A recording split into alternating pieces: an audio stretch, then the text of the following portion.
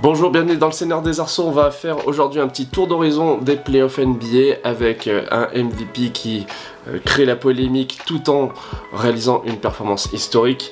On a également des Lakers qui sont au bord du gouffre, un Magic qui se relance, un Steph Curry qui est clutch en vacances. Et on démarre tout de suite par le Sixers-Knicks qui était très attendu puisque Joel Embiid, après 2 défaites, avait dit que son équipe était la meilleure et serait sans doute celle qui remporterait la série. Et bien pour l'instant il a tenu parole puisque les Sixers se sont imposés avec une opposition qui était équilibrée en première mi-temps et qui a basculé à partir du 3e quart-temps en l'avantage de Philadelphie. La polémique pour moi ce sont les gestes et un en particulier d'Embiid qui, même s'il a marqué 50 points avec son record à 3 points de carrière avec 6 tirs rentrés, 19 sur 21 au lancer franc, c'est dingue. En tout cas il a créé la polémique puisque sur une action où il est percuté je crois par Precious Achiuwa ou OG Anunoby, il se retrouve par terre et Mitchell Robinson est sur le point de dunker.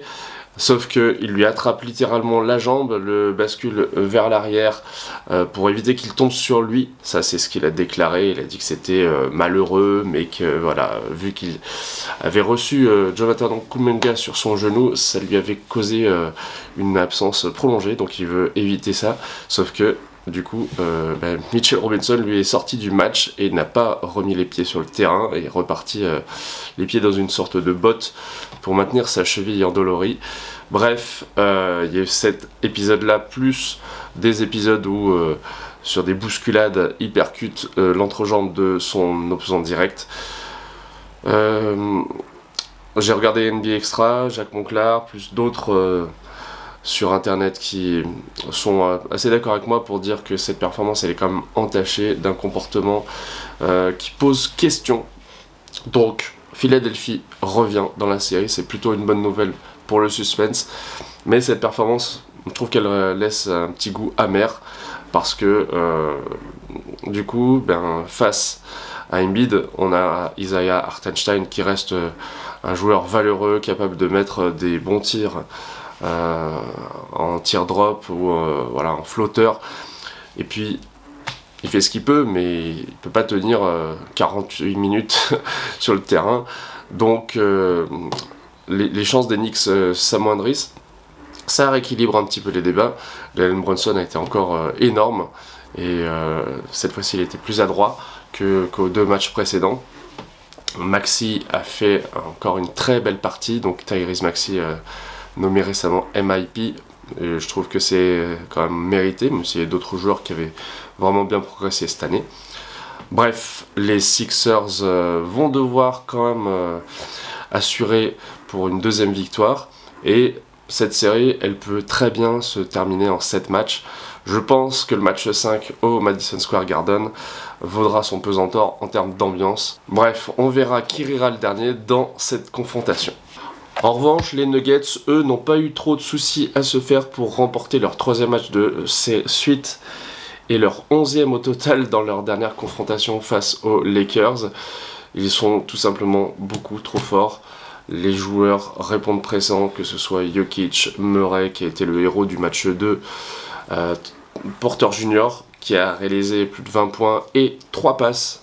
Pour un shooter un peu unidimensionnel comme lui, c'est quand même une belle performance. Aaron Gordon a pris 15 rebonds. C'est le parfait complément du grand Serbe qui arrive à le trouver très souvent en ligne de fond, sur passe lobée. Il est dominateur et face à lui, un LeBron James ou même Anthony Davis qui a été encore vraiment remarquable ne pèse pas assez lourd. D'autant plus que là, D'Angelo Russell a marqué 0 points. Et ça pose problème bien sûr pour Los Angeles, vu que ils ont quand même besoin de menaces pour faire tomber cette équipe des Nuggets. Ils n'y arrivent pas. Moi personnellement je les voyais battre le champion en titre, honnêtement. J'étais peut-être un petit peu optimiste. Ça aurait pu basculer sans doute avec le match précédent qui a été perdu de très peu. Mais là je pense que Denver va passer sans trop de problèmes et se retrouver sans doute face à Minnesota si les Wolves arrivent à confirmer face aux Suns. Le coach Mike Malone a dit que leur expérience de champion a fait que maintenant ils sont habitués à remonter des écarts même quand ils sont menés, et ça fait vraiment une différence énorme entre les Nuggets de cette année et les Nuggets d'il y a 3-4 ans, qui était une équipe autour d'un très grand joueur, mais qui ne faisait pas encore très peur. Là, ils deviennent redoutables, et je ne sais pas qui vous voyez les battre éventuellement dans la conférence Ouest, mais ça semble quand même très difficile encore cette année. Ça va mieux pour le Orlando Magic qui a réussi à pulvériser les Cavs après 2 premiers matchs qui étaient vraiment atroces en termes d'adresse. Là, c'était tout l'inverse. Ils ont gagné de 38 points face à Cleveland, emmené par un Paolo Banchero qui a été magnifique. 31 points, 14 rebonds, 5 passes, aucune perte de balle, en tirant à 13 sur 26. Donc il a un petit peu arrosé en 3/4 temps, mais il a été redoutable et tout simplement inarrêtable pour la défense des Cavs. Défaite 121-83 pour le Magic, qui n'a pas existé dans le moindre quart-temps. Ils ont toujours été dominés dès le début, ils perdaient de 10 points, ensuite 16 points à la mi-temps, et l'écart s'est accentué dans le sillage d'un Jalen Suggs qui respire, qui pète la forme. Il a fait un gros windmill en contre-attaque. Des Cavs sans solution, c'était un petit peu étonnant parce qu'ils avaient quand même très bien commencé la série. Donc c'est un affrontement qui retrouve un peu de sa saveur, et on sera curieux de voir si le Magic, après avoir gagné son premier match de playoff depuis très longtemps, va réussir à faire la passe de 2. Et on va reparler des Warriors un tout petit peu grâce à Steph Curry qui a remporté le trophée du joueur le plus clutch. C'est un trophée qui est attribué depuis 2 ans. L'an dernier, c'était le meneur des Kings, De'Aaron Fox, qui avait été sacré joueur le plus décisif dans les moments chauds, c'est-à-dire les 5 dernières minutes. Alors ça se base sur des statistiques, je dirais pas vraiment un bilan collectif global, donc c'est pour ça que je trouve ce trophée un petit peu débile, mais bon, on a 45 votes pour la première place à Steph Curry.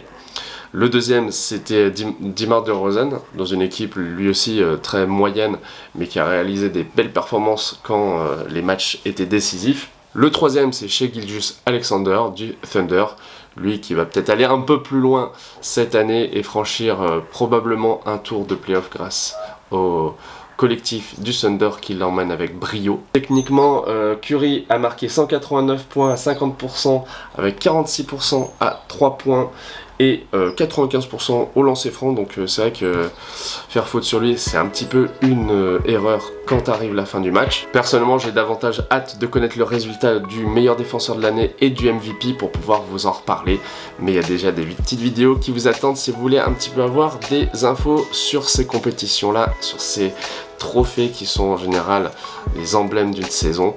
Merci et à bientôt.